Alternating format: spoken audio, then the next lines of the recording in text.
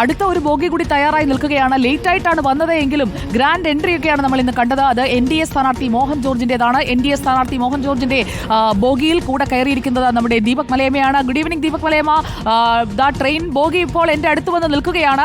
മോഹൻ ജോർജിന്റെ ഈ ബോഗിയിലേക്ക് എത്ര പേരെ കയറ്റാൻ കഴിയും? പ്രത്യേകിച്ചും ഇപ്പോൾ രാജീവ് ചന്ദ്രശേഖറും അതുപോലെ തുഷാർ വെള്ളാപ്പള്ളിയും ഒക്കെ അവകാശപ്പെടുന്നതനുസരിച്ചാണെങ്കിൽ മലയോര വോട്ടുകൾ, ക്രൈസ്തവ വോട്ടുകൾ, SNDP വോട്ടുകൾ, അങ്ങനെ വലിയ രീതിയിൽ വോട്ട് സമാഹരിക്കാൻ കഴിയും. വിജയത്തിലേക്കാണ് തങ്ങൾ പോകുന്നത് എങ്കിൽ പോലും എത്ര വോട്ട് പിടിക്കുമെന്നുള്ളത് ഈ തെരഞ്ഞെടുപ്പിൽ നിർണായകമല്ലേ? പ്രചാരണം എങ്ങനെ പോകുന്നു നാമനിർദ്ദേശ പത്രികാ സമർപ്പണത്തിന് ശേഷം? ദീപക്.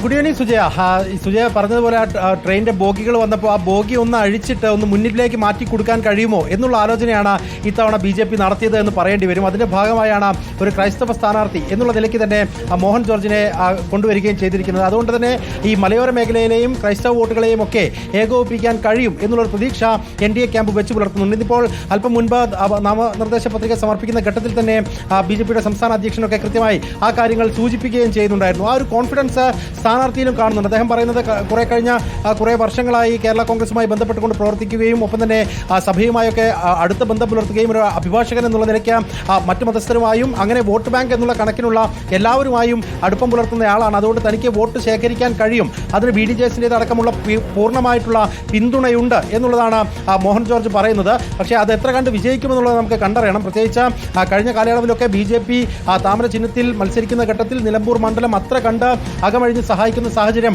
ഉണ്ടായിട്ടില്ല. മറിച്ച് 2016 BDJ സ്ഥാനാർത്ഥിയായി വന്ന ഘട്ടത്തിൽ NDAക്ക് അന്ന് 12,000-ലധികം വോട്ടുകൾ നേടാൻ സാധിച്ചിട്ടുണ്ട്. അതിനപ്പുറത്ത് കഴിഞ്ഞ 2 ലോക്സഭാ ഇലക്ഷനുകൾ നോക്കുകയാണെങ്കിൽ ഭേദപ്പെട്ട പ്രകടനം കാഴ്ചവെക്കാൻ BJPക്ക് കഴിഞ്ഞിട്ടുണ്ട് എന്നുള്ളൊരു വസ്തുത കൂടി അവിടെ നിലനിൽക്കുകയും ചെയ്യുന്നുണ്ട്. അതുകൊണ്ട് സജീവമായ ഒരു ഇടപെടൽ വിജയിച്ചാലും ഇല്ലെങ്കിലും മോഹൻ ജോർജ് പിടിക്കുന്ന വോട്ടുകൾ അത് LDFന്റെയും UDFന്റെയും ഉറക്കം കെടുത്തുമെന്നുള്ളതിൽ ഒരു സംശയമില്ല. അൻവർ അതുപോലെ തന്നെ മോഹൻ ജോർജ് ഈ രണ്ടുപേരും ഉണ്ടാക്കുന്ന ആഘാതം എന്ന് പറയുന്നത് എത്രത്തോളം ആയിരിക്കും എന്നുള്ളതാണ്. ഈ ബോഗിയിൽ എത്ര വോട്ട് അല്ലെങ്കിൽ എത്ര വോട്ടർമാർ കയറുമെന്നത് വളരെ പ്രധാനപ്പെട്ടതായി മാറുന്നതും അതുകൊണ്ടാണ്.